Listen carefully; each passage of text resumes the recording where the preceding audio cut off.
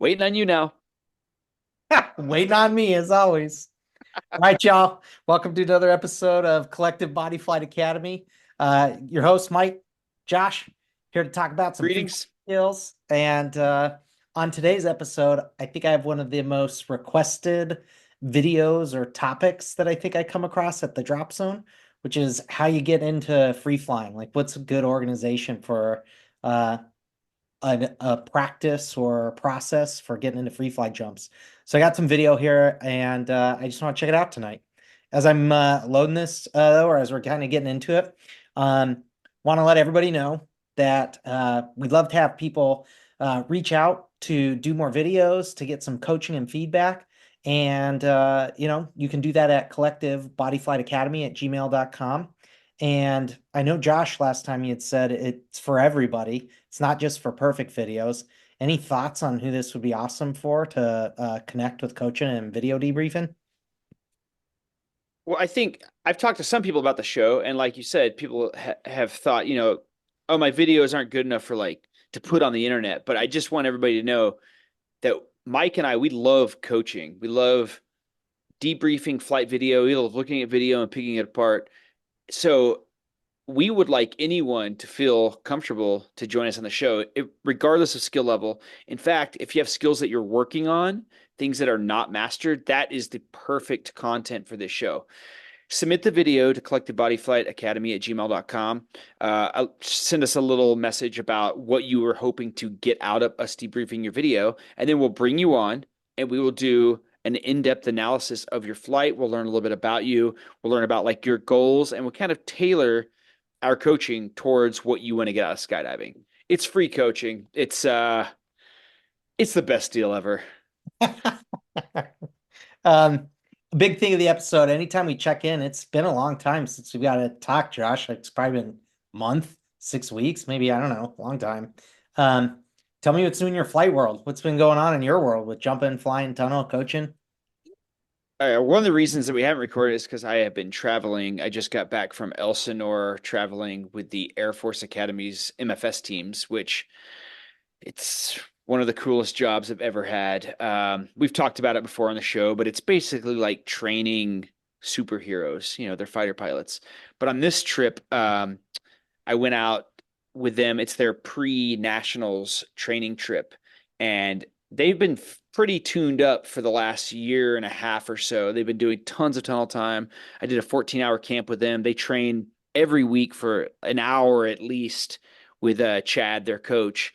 But on this trip, it was like their final push to get ready for competition in the sky. And this will be their first like full-on MFS competition. So they did about 10 jumps a day for 5 days straight. And I got on basically every other load to them. So I did about 22, 23 jumps, something like that. And they have two teams. They have a boys team and a girls team. And I jumped mostly with the girls team, just getting them comfortable, doing eagles in the sky and launching head down exits, turning, spinning 360s on the hill. It was a pretty awesome trip. And every time I work with those guys, I really just think like it's the best job I've ever had. Amazing. Well, I love hearing that. What's coming up in your world for flying too? Um, I think the next big thing might just be tunnel nationals with my old teammate Mike Silva Ooh. coming out of retirement. That's other than that, I'm flying every week in the tunnel, coaching, doing my leagues.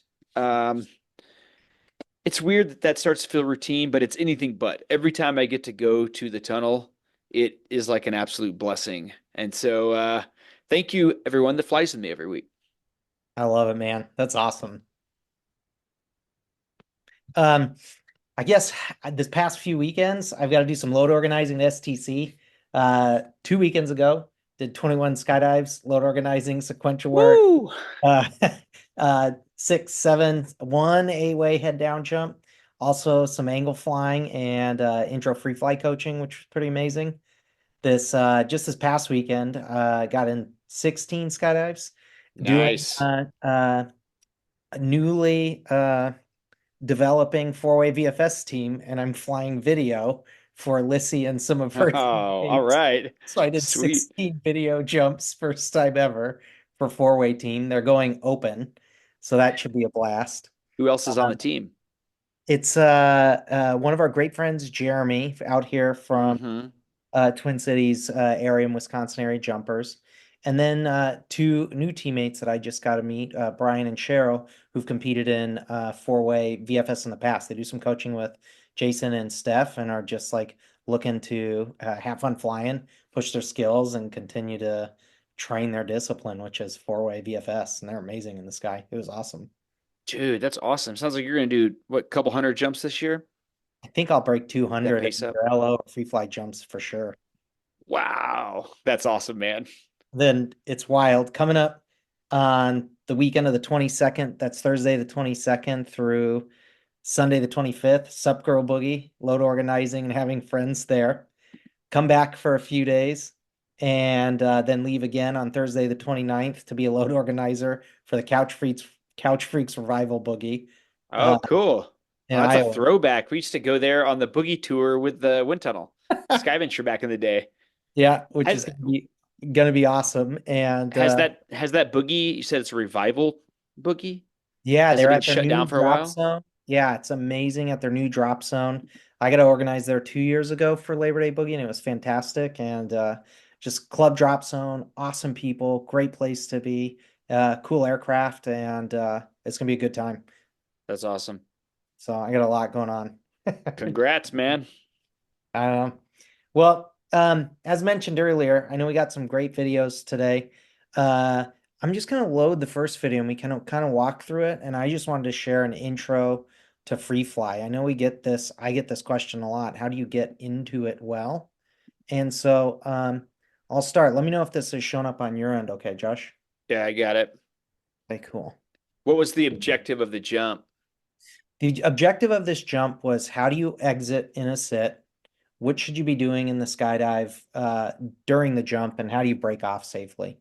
And so this is we have two jumps. This is a view of myself and a jumper exiting. Hmm. And I actually learned this from you talking about a hinge exit. Kind of let the video play through all the way. You'll see Alyssa pop out with her student and perform the exact same exit, facing the tail of the plane, supporting a little bit to get them in a good position. I'm really working on that initial shape. This is Lissy's video. Yep. Man, she's flying like a tunnel instructor. Giving foot corrections with her foot, man, that is some technical flying. Her head up flying is strong enough to pull people around in the sky. It's amazing. Yeah, that's amazing. A different How many level. jumps does this jumper have? Um, maybe a He's hundred. nice. Dude, he looks like he's having the time of his life too. And how I much experience does he have sit flying, either in the tunnel or in the sky?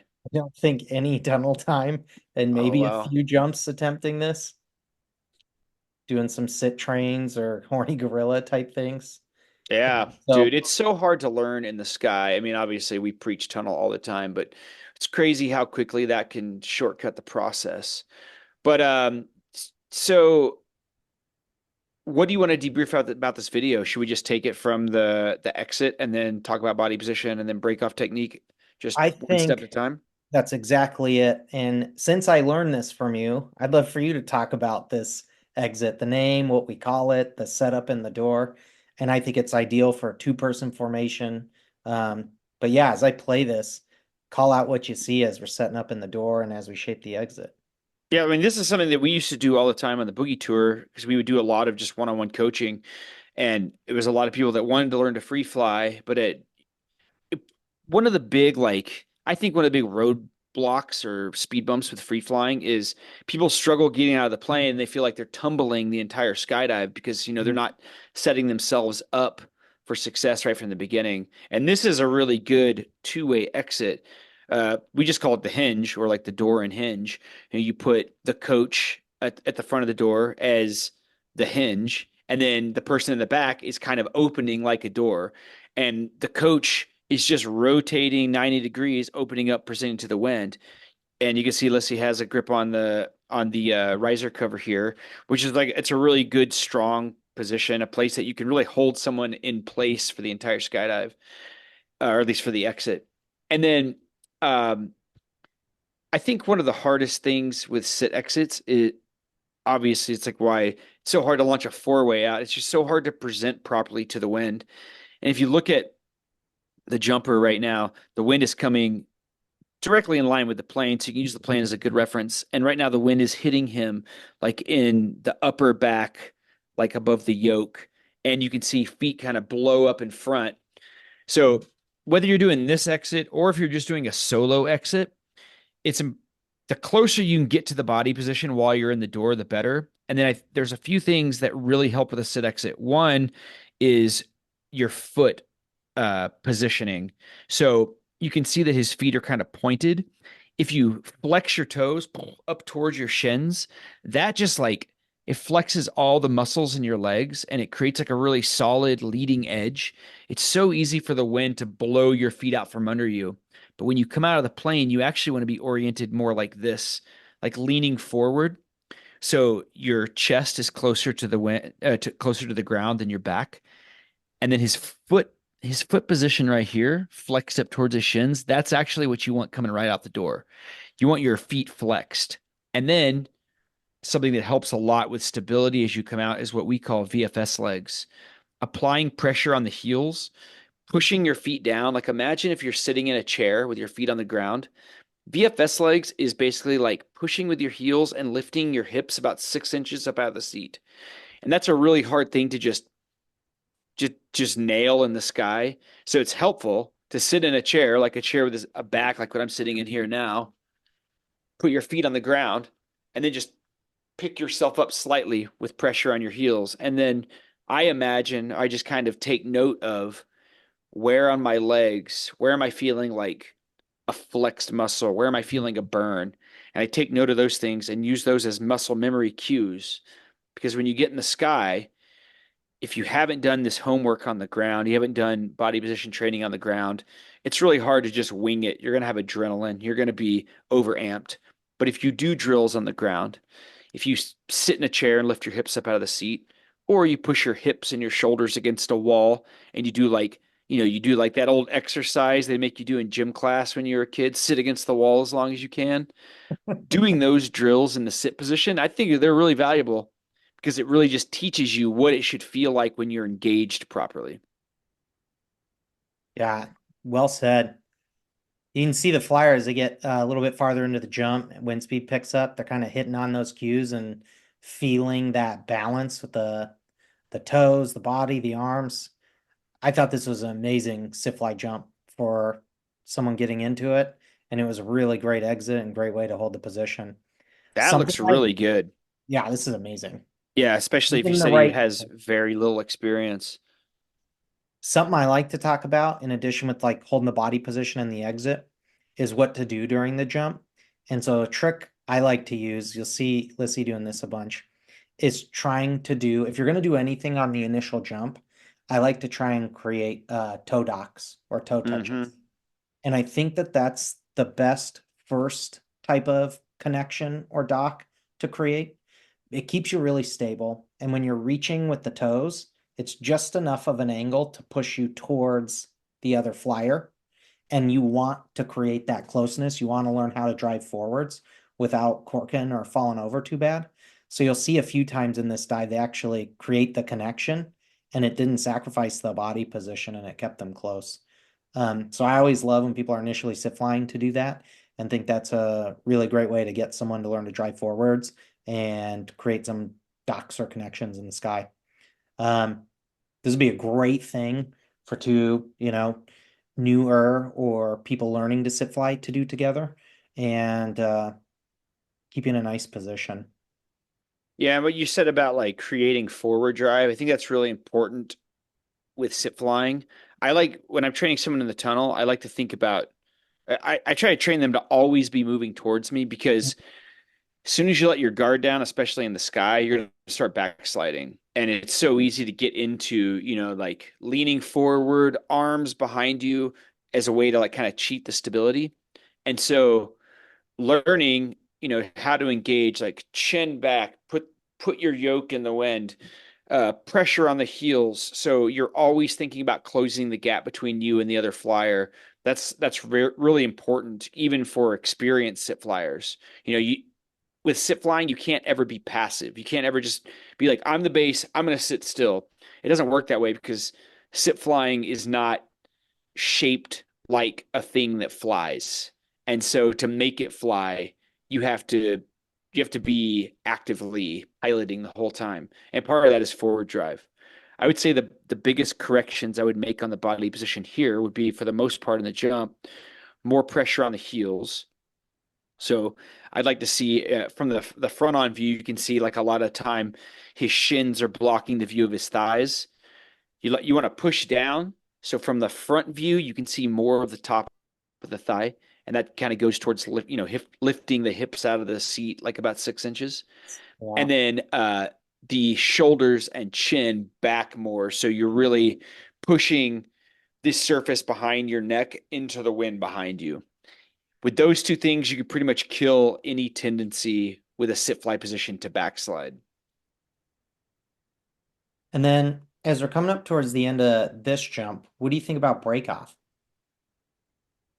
So I don't know. I've had this debate a lot with people, and I haven't really heard any great definitive, like, this is how you do it with a small, like a two-way or a three-way sit fly jump. Or even, let's say you're doing a zoo dive, and at the end there might be 6 or 7 people in the sky. Like, what's the best way to break off? So the technique I've always used is actually kind of what you guys just did right here. I've heard that in a small group, it's okay to go to your back and look behind you and track away, which is a technique I don't like. And then also I've heard, but what I like to do is I tell everyone that I do coach jumps with, at the end of the jump in a sit, turn 180 degrees from the center of the formation, scan above you and scan below you. Above is what's most important. But scan, scan, scan, start moving forward as well as you can on your feet. And then once you have moved away for 2 or 3 seconds, then go to your belly and start belly tracking. It looks like that's pretty similar to what this student did. Is that what you teach your students to do as well? Yeah, I absolutely agree with you. And I think the most controllable thing is what we see here on a two-way. To do this with somebody you can practice with safely, where you turn in a sit, scan in front of you and above you and in front of you. And when your airspace is clear, belly out and track away. Although it may be likely when you're new that you might just fall to your belly in that process as you turn Mm-hmm. and track away. And in a two-way, you'll just build the skills to where you can control the turning and the sit first.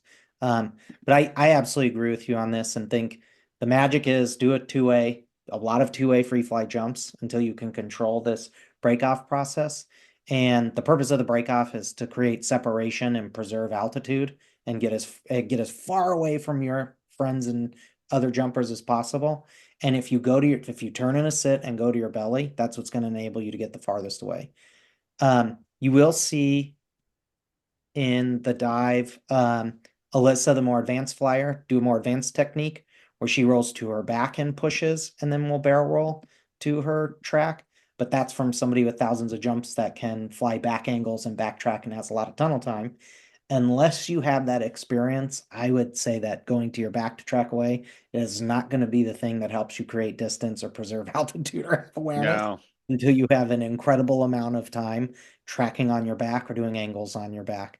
So that should be something that should be saved for later or with the proper training. But for a beginner, again, the focus of this video is how do you exit well, what should we be doing in the dive in the body position, and then on the break off, try to turn in a sit away from the formation, look above you and in front of you, clear your space, and then belly out and track away. That would be the way Mm-hmm. to approach beginner free fly jumps. A lot of toe docks, really great. It's going to train you to fly to the other people and be close. And your saying is about always pushing forwards. I always would tell new flyers if we're on a VFS dive and you can't dock on me, you're not close enough. So you need to keep driving at me until you're close enough to dock or you're not close enough. And that's the mentality you have to have at all times. Agreed. Yeah, I think people get nervous getting that close, but I mean, you have to be within arm's length if you want to do anything productive on a free fly jump or like at least a static jump, something that's not angles. And that's just comfort, and there's a certain level of aggression, especially with sit fly, just always pushing forward, always pushing forward. Let me see if you can see this screen well. I got a second jump, and this will be the exit. Can you see the screen all right? Yep, got it. So you'll see me on the climb out, like playing the coach or the more experienced flyer. I'm front float, grabbing the riser cover of the sit flyer, helping guide them out. You see that strong toes up, heel pressure. I thought this was an amazing jump. Not sure on the jump number or tunnel time here, but a newer jumper. See us working on the forward drive and the toe taps. Really Yep. simple jump, right? Like we were in the loading area talking about this together as a group, and you can just kind of see the progression as you get a little bit more time and feel better. I do something interesting on this one where I felt like the flyer was crushing the jump. So I That's awesome. increased the skill level to play a game of copycat.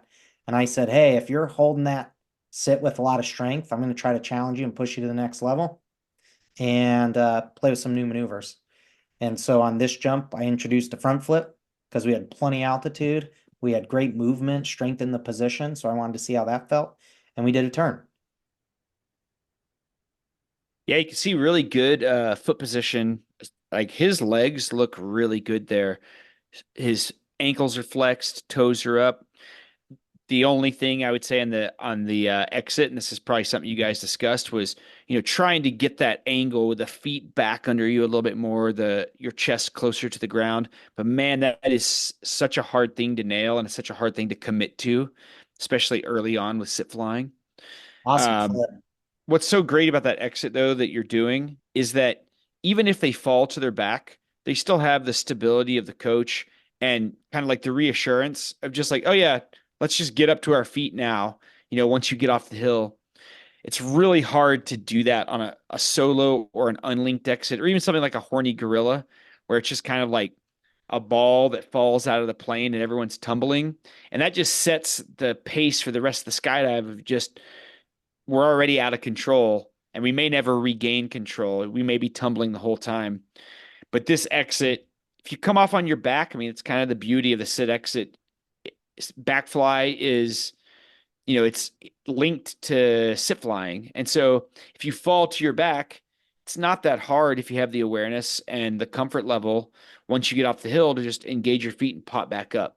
And that looks like exactly what happened on both these jumps. You guys may have fallen to your back a little bit, but with you guys coaching and going front float, you're able to guide them into the proper position. And then they both had successful skydives from probably about like 11,000 feet on. Everybody looked like they were stable and sit flying the entire skydive. I mean, he nailed it right out of the plane. That was great.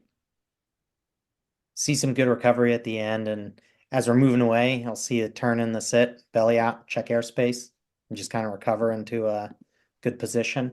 But yeah, I just love these jumps. I thought it was an awesome way to introduce people into sit flying, and it would have been a wonderful way for me to learn if I would have known about it back in the day when I was first starting to sit fly.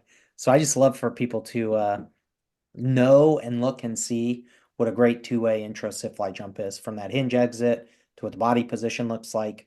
Maybe some toe touches or some movement on the jump if you start to feel stable, and add break off time, turning around in a sit, looking above you and in front of you, belling out and tracking away with clear airspace. How specifically are you guys, as the coach, picking an angle once you get off the hill or a line?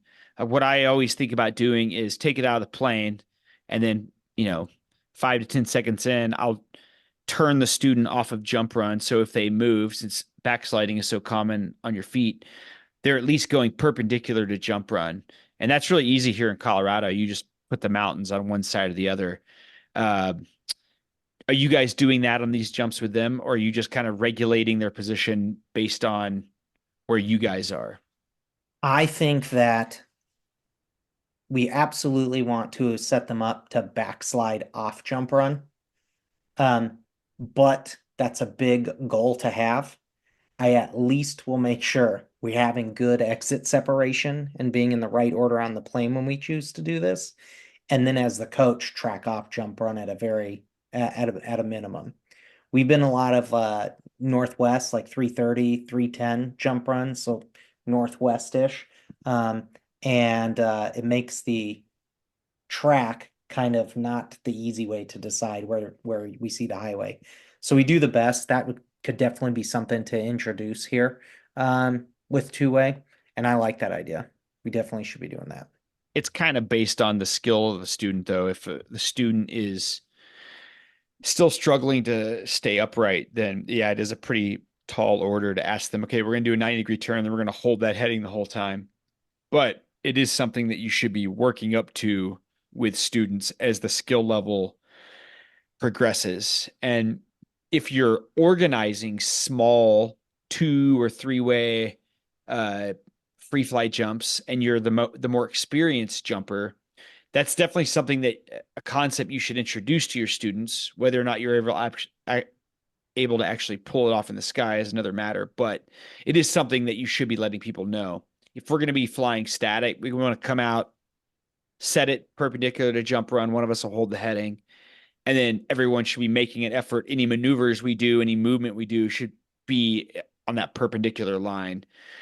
You just don't want to get in the position where one person is out of control backsliding up or down jump run and you end up in someone else's airspace. And if you want to know how I know you should do that, it's because I did that a lot when I was younger and I had no idea I was doing anything wrong, and I ended up blasting through other people's skydives several times, which is free flying can be kind of crazy when you're learning. Uh, I always like to share the things I wish I would have known earlier. And I think that's a perfect example of that, how to be liked at the drop zone because you're safe and competent. Don't trek over near at other people. I Uh, was a hazard to myself and everyone around me in the beginning. And the worst part is I didn't even realize it. I had no idea. So I can really sympathize when people are like, they feel a little lost at the drop zone, feel like everything they do is wrong. Cause I had an era like that too. And if that stuff is happening, again, like a friendly reminders go a long way. Because did you ever get yelled at in the beginning? I know I did. And it pretty much immediately made my 21-year-old brain want to shut down on people. But if people ever took me aside and talked to me and let me know, like, hey, this is dangerous, this sport can kill you, these are things you're doing that are endangering yourself and others. And it was presented in a manner that, was respectful and was actually geared around teaching, man, those lessons stuck with me so well. So if you are the expert at the drop zone, people will respond better if they are approached in that manner. yeah. And when it comes to doing these jumps as well, I can definitely say this. I'm sure you feel the same way. We would love to share tips and tricks with you about this and answer questions about this. So don't hesitate to come ask or pull us aside or let us know what your jump plan is. Or if you want to dirt dive the exit or come up with a plan or have us do a gear check, I think it's really important to just put it out there that that's something I know I want to talk about and be approached about. So come ask us what's going on and or for help with setting this up to make it go great because your safety is going to improve the safety of everyone around you. And at the end of the day, Absolutely. if you're not if you're not able to eat dinner at the end of the day, then you did something wrong. So let's make It's a sure, rough day. yeah, let's make sure we go about it in a great way where you're asking people who love to share and have experience and wisdom to offer, let you get into it in a faster, easier, and cheaper way during your progression in skydiving career. Get tunnel time. Well, everybody, thanks for checking out the video. We really appreciate it. Again, Collective Body Flight Academy at gmail.com. Great place to submit video. Let us know you'd like to get on the schedule for some coaching and what you'd hope to get out of it. And as Josh said earlier, it's for all skill levels. It doesn't have to be something perfect. In fact, the more there is to learn from the video, the more other people will get out of it. So we love it. And other than that, hope you have an awesome night. Tear some air holes. Later, y'all.